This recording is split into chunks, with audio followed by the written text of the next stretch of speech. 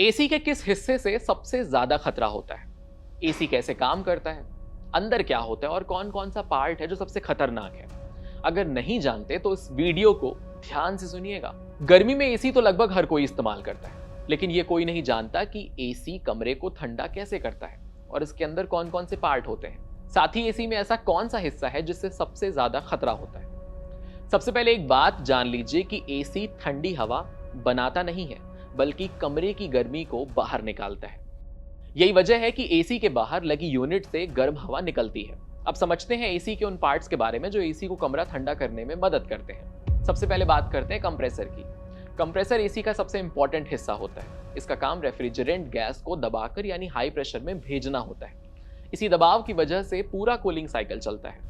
अगर कंप्रेसर काम करना बंद कर दे तो एसी ठंडा नहीं करेगा। अब आते हैं कंडेंसर कॉइल पर। यह हिस्सा आमतौर पर बाहर वाली यूनिट में होता है। यहाँ गर्म और हाई प्रेशर वाली रेफ्रिजरेंट गैस अपनी गर्मी बाहर की हवा में छोड़ती है और धीरे धीरे लिक्विड में बदल जाती है। इसीलिए आउटडोर यूनिट से गर्म हवा महसूस होती है। तीसरा है कैपिलरी ट्यूब। अब ये लिक्विड रेफ्रिजरेंट एक बहुत पतले रास्ते से गुजरता है, जहां उसका प्रेशर अचानक कम हो जाता है और उसका तापमान भी तेजी से गिर जाता है। यही स्टेप आगे ठंडक पैदा करने में मदद करता है। अब बात करते हैं इवेपोरेटर कॉइल की।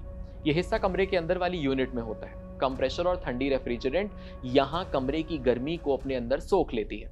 इसी दौरान ब्लोअर फैन कॉइल के ऊपर से हवा पास कराता है और वही ठंडी हवा कमरे में फैल जाती है। अब बात करते हैं ब्लोअर फैन के बारे में। इसका काम एवापोरेट कॉइल के ऊपर से हवा गुजारकर ठंडी हवा को पूरे कमरे में फैलाना होता है। अब बात करेंगे आउटडोर फैन की। ये फैन कंडेंसर कॉइल को ठंडा रखने और गर्मी को बाहर निकालने में मदद करता है।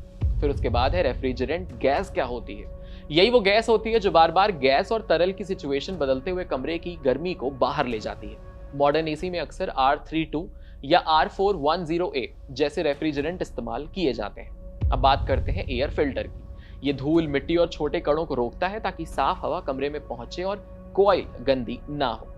अब बात करेंगे थर्मोस्टेट और कंट्रोल बोर्ड की। थर्मोस्टेट कमरे का तापमान मीजर करता है, जबकि कंट्रोल बोर्ड पूरे एसी के संचालन को नियंत्रित करता है। जब तय तापमान पूरा हो जाता है तो यह कंप्रेसर को बंद या चालू करने का डायरेक्शन देता है। अब बात करते हैं एसी की सर्विसिंग क्यों जरूरी है। हर साल आप परेशान रहते हैं। एसी की रेगुलर सर्विसिंग सिर्फ अच्छी कूलिंग के लिए ही नहीं, बल्कि सुरक्षा के लिए भी बेहद जरूरी होती है। समय के साथ एसी के फिल्टर, कॉइल और फैन पर धूल मिट्टी जमा हो जाती है, जिससे एयर फ्लो कम हो जाता है और मशीन पर अतिरिक्त दबाव पड़ने लगता है। अगर कंडेंसर कॉइल गंदी हो जाए या रेफ्रिजरेंट का प्रेशर असामान्य हो जाए तो कंप्रेसर जरूरत से ज्यादा गर्म हो सकता है। लंबे समय तक ऐसी स्थिति रहने पर एसी में खराबी, शॉर्ट सर्किट, आग लगने या दुर्लभ मामलों में ब्लास्ट जैसी घटनाओं का जोखिम बढ़ सकता है।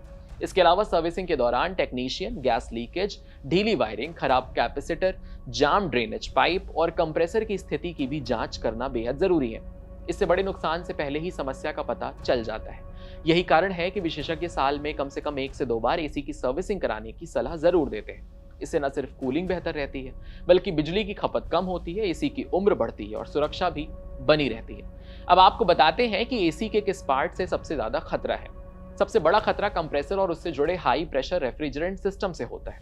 इसमें गैस बहुत ज्यादा दबाव पर होती है। अगर गलत तरीके से पाइप काट दिया जाए या बिना ट्रेनिंग के रिपेयर किया जाए तो तेज दबाव वाली गैस निकल सकती है और चोट लगने का खतरा होता है। दूसरा बड़ा खतरा कैपेसिटर से होता है। ये एसी को स्टार्ट करने के लिए बिजली जमा करके रखता है। खास बात यह है कि बिजली बंद करने के बाद भी इसमें कुछ समय तक हाई वोल्टेज चार्ज मौजूद रह सकता है। इसीलिए इसे छूना इलेक्ट्रिक शॉक का कारण बन सकता है। तो अब आप जान गए ना कि एसी में कौन कौन से पार्ट्स होते हैं और उन पार्ट से आपको क्या खतरा है। फिलहाल आपके साथ मैं हूं वात्सल्य, इस आरती का सौदन। कैमरे के पीछे मेरे साथ है नकुल जी। इस खबर को लिखा था मेरे साथी ऋतिक ने। ऐसे ही अमेजिंग एक्सप्लेनर्स देखने के लिए कड़क के यूट्यूब चैनल को सब्सक्राइब करिए, फॉलो करिए इंस्टाग्राम के पेज को और देखते रहिए कड़क।